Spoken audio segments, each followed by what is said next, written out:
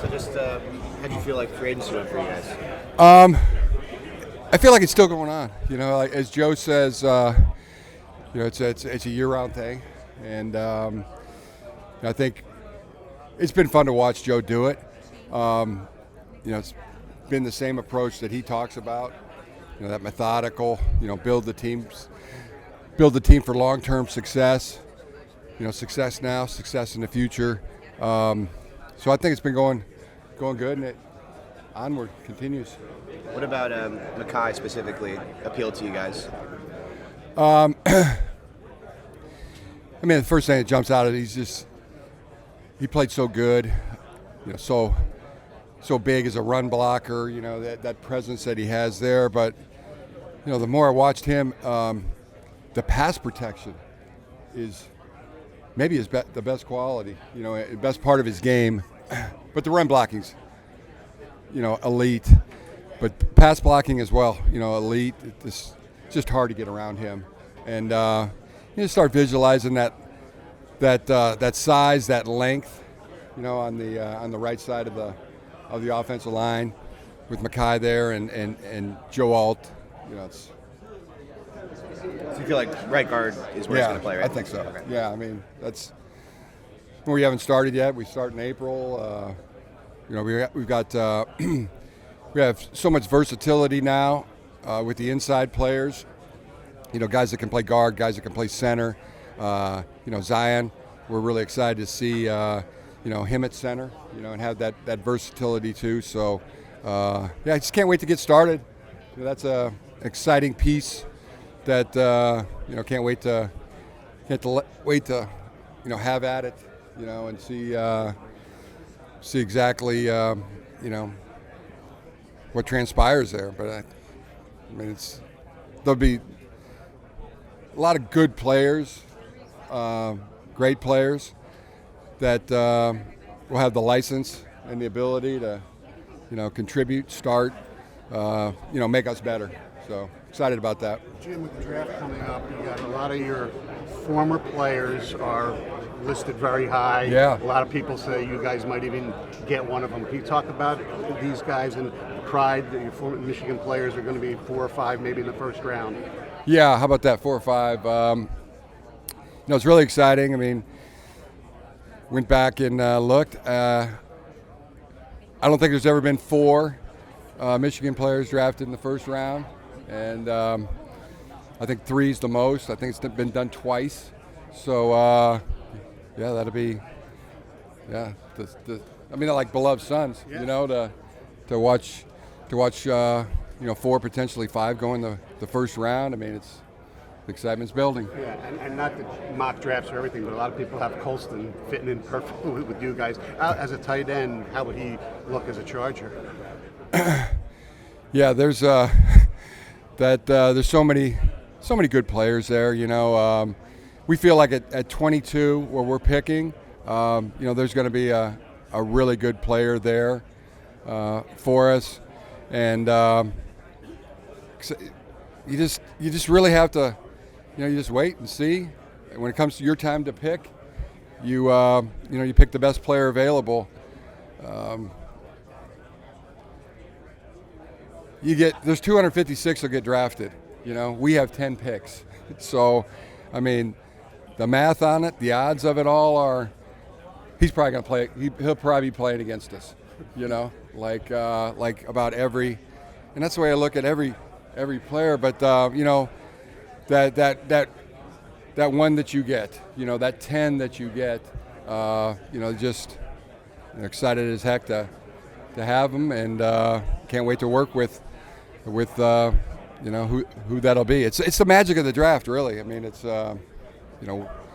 put yourselves in the shoes of the players. You're going into that draft, you have no idea where you're going to go. I mean, it could be one of any 32 teams. It could be somebody's mocking you to. I mean, there's a mock draft that has you going here, and you start thinking that, but you have no idea. And then there's that 3-day period happens, and then the undrafted free agency. I mean, it happens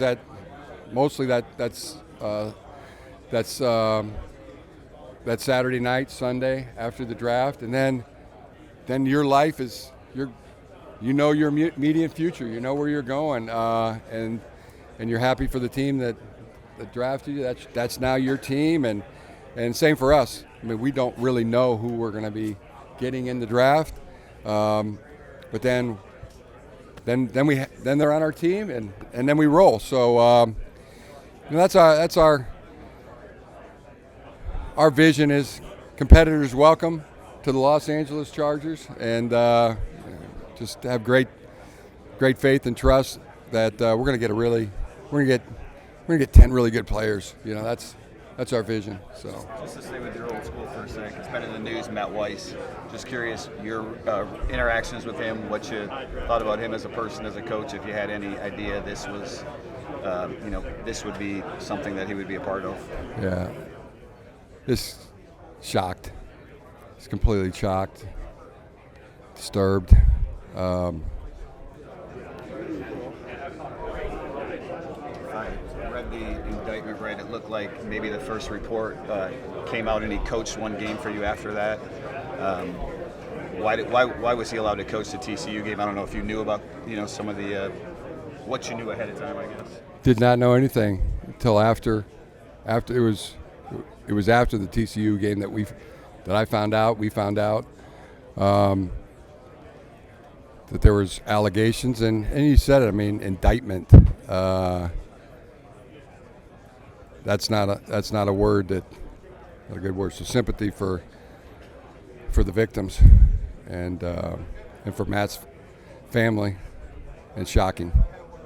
Just going back to the O-line for a second, Zion going to get a look at him at center. Who is sort of in the mix at left guard? If Zion works out at center, who's sort of in the mix at left guard, would you say?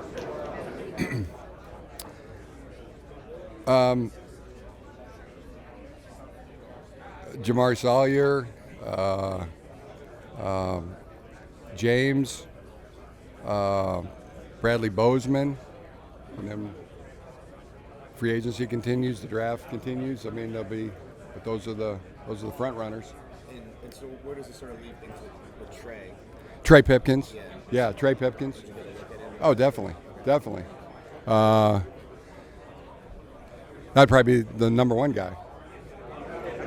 Trey Pipkins. Coach, could you tell me? Over the years, the NFL has instituted a lot of procedures to put in place, diverse leadership ranks, not just the Rooney Rule, but incubator programs. Currently, the president has issued executive orders that target such programs. I guess I was wondering, do you worry that there could be a rollback of the Rooney Rule or some of these career development programs? And if so, what would the consequence of that be? Could you repeat that? I just said, over the years that the NFL has put in place a lot of efforts to diversify leadership ranks, the head coaches, front offices, et cetera, the Rooney Rule, but these kind of career incubator programs. Yeah. The president has put in place executive orders that target some of these programs, including at private companies. I guess I was just wondering if, at this current time, do you worry that there could be a rollback of the Rooney Rule or career development programs in the NFL? And if so, what the consequences of that could be? No, I mean, that wouldn't be a word I would use. We're talent acquisition, always looking for the best person. You're always trying to put your best team in place. Coach, could you tell me what the Bills are getting in Joshua Palmer, player of Joshua Palmer? Yeah, highly productive, speed into the defense. I think his ability to make the big play, all-around player, and a great guy, great teammate. And how about Joey? Obviously, with your organization for a long time. One of the best players to ever play the game. How did things sort of unfold with Joey? Was there ever a point where you guys approached him about a pay cut, trying to keep him on the roster? Yeah, there's probably. It was hard. I mean, just every time I would go to Joe's office, he'd be on the phone. We'd be on the phone with all the players. It was very much wanted Joey back. It's the key to building a dominant offensive line in the NFL. It's like you've prioritized it here and with the 49ers, and it's hard to build. What are some of the keys? What are the keys of yeah, I think you said the word dominant. I mean, that's a key. It'd probably be at the top of the list. I mean, that's what you're looking for. Jim, how big your experience with J.J. McCarthy? What gives you, the confidence, or what showed you his ability to work through adversity when you were with him? Just there's no challenge that he is afraid of, or new challenge. He's a elite competitor, elite athlete.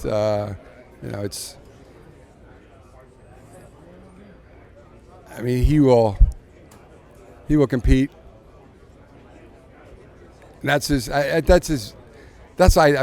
love that about J.J. McCarthy. So that's what I would say. There's nothing that he's afraid of. With you starting Luis Perez, his journey he's been on as a quarterback, and then with you guys last summer, is he a guy that you think can one day still get there? Yeah, he has. He definitely has the ability to do that, to get there. Yeah. What do you remember from last summer? Loved working with Luis.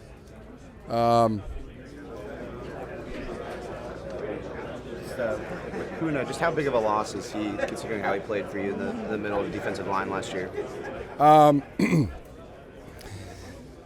Yeah, he had a great season. Was a great teammate. Just there every day. That leaves a bruise. And but you're happy. You're happy for their success as a teammate. You're happy for a guy's success. I mean, he earned it, and say the same for the other name that comes to mind is Elijah Molden. Comes to our team and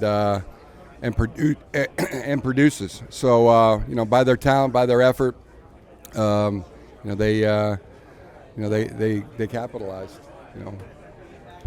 Puna's going to be playing against us, and Elijah's going to be playing for us. But yeah, there's just that level that you're happy for their success. And then just the guys that you brought in on the interior defensive line, what do you like about them? Deshaun Hand, Quan Jones.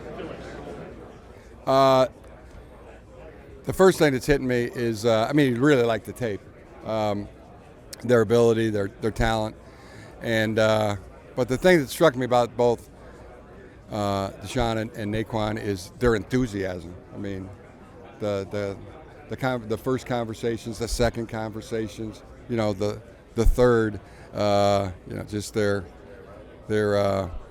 love of the game and their enthusiasm to be a Charger, and as we said, competitors welcome. So that's I would put that on both Naquan and Deshaun Hand. That kind of just come in, light up the room, and ready to get to work, ready to roll. Yeah.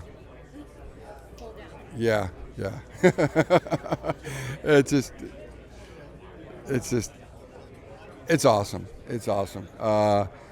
Khalil is, just one of the. My opinion, one of the best to ever play the game, and everything that he does for our team, it's just great to have him back. Jim, I know you're not coaching him, but when you look at the situation J.J. McCarthy is in Minnesota, what gives you the confidence that you talk about with him, knowing Kevin O'Connell and all the weapons he has around him, how he'll fit there? Yeah, it's a great situation, and I just know JJ. It's going to be every day. It's going to be daily, weekly, monthly, yearly. He's just going to get in there and attack. He's an elite competitor and highly talented individual. So we're going to have to play against him. You know, that's probably the second thought is, you know, as much as I know what it's going to look like. With Mike Williams, getting him back, just how much of that was his built-in rapport with Justin and what they've already been able to accomplish together? Obviously, Mike was here, you guys cut him last year, but just getting him back with Justin and what they've been able to do. Excited about that. Very excited about it. Justin's reaction. That's the thing that makes me, you know, the most excited, the most happy. You know, it's like Justin was, you know, that's heck yeah, and he was excited. You know, then met Mike. That was the first time I met Mike. You know, when he came in and signed the contract, and you know, I could you know see his enthusiasm and excitement to be back with us, and you know, especially Justin. So the rapport that those two have, you know, bodes well for us.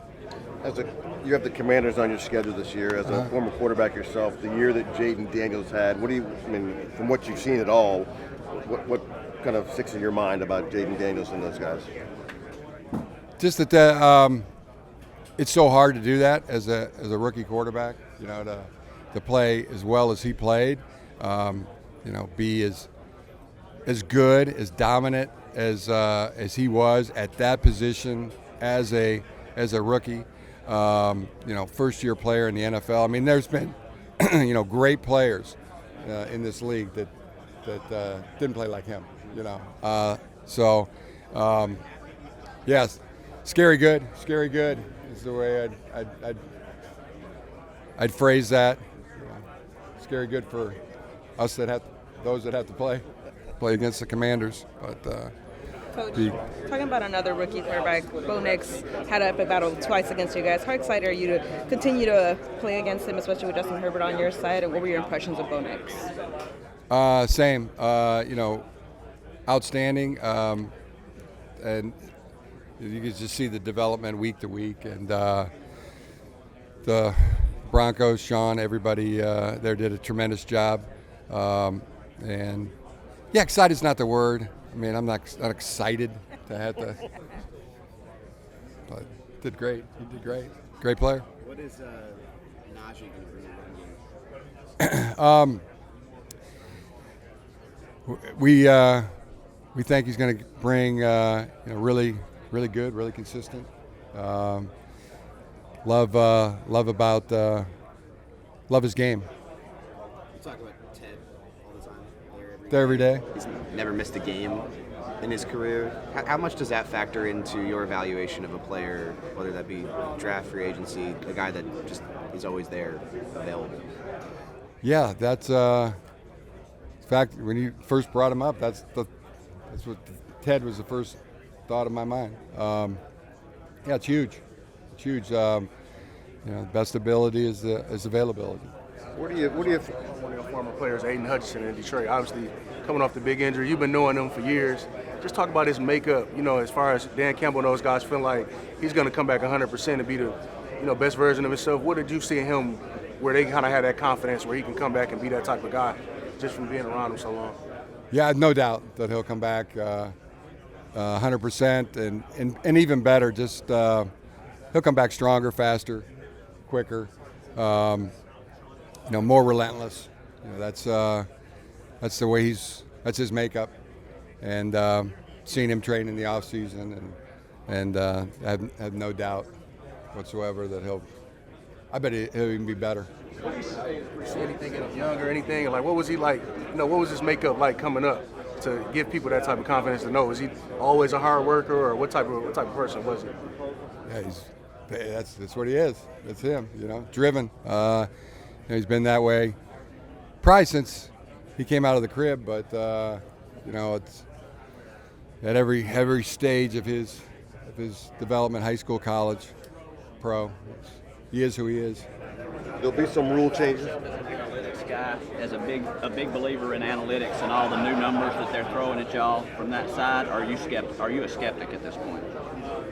No, I'm a math doesn't. What do they say? There's. I wish I had the quote. You know, math tells the truth. Yeah. Have you seen some of these advanced are coming around the corner in terms of artificial intelligence and what they might be able to offer you from a coaching standpoint? Yeah. Coach.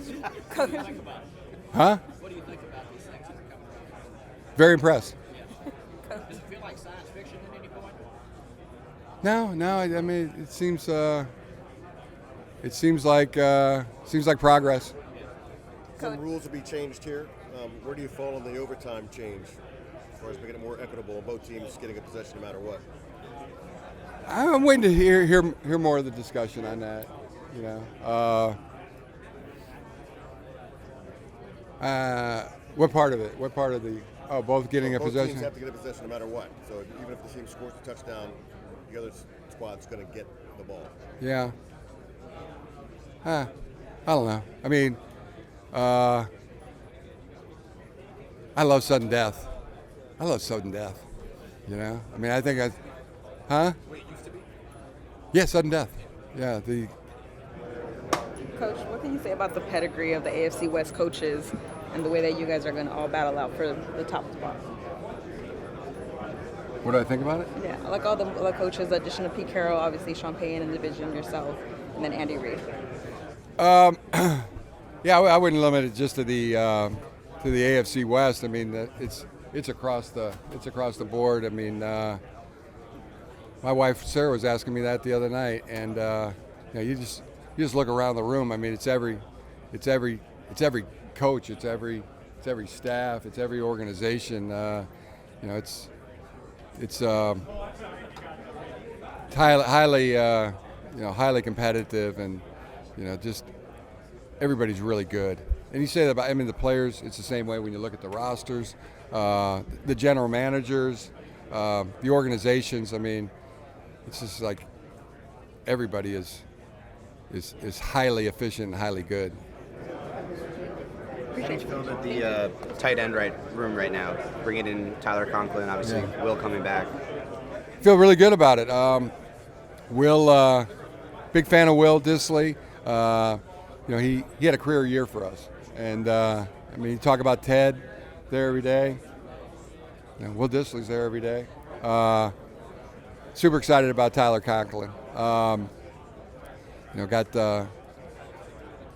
just what he's done throughout his career. I mean, he's always kind of been the underdog, and he always acquits himself well, proves himself. I mean, former basketball player out of high school, goes to Northwood, then transfers to Central Michigan as a walk-on football player, and first they put him at outside linebacker, and then or wide receiver, then outside linebacker, and then Sharon Moore. Come on over and play tight end. You got good hands. You're a good athlete, and then kind of the rest is history. But when you track Tyler Conklin, I mean that's great team player, very talented player, highly productive player, and then I've met him several times, probably 3 or 4 times, and the enthusiasm, comes out, and that's once we met with him and was around him, it's like we got to have this guy. I mean, this is our kind of guy. So competitors, welcome. Excited about Tyler Conklin and where how our tight end room is developing. And then just that corner, signing Dante Jackson and Benjamin St. Juice, Cam's coming back, obviously Tarheeb. Just how are you feeling about the depth and competition in the corner room right now? Yeah, like the way that's where that's trending as well. And just the two free agents you brought in, what appealed to you about Dante and Benjamin? Yeah, Dante, it just he's one of those corners that he gets after the ball. He touches the ball. He turns the ball over. He's very aggressive going for the ball, and that's as a quarterback, when you're going against somebody like that, it puts a little bit doubt in your mind. Like, should I go that side or not? But he's a ball hawk, and I love having that in our secondary.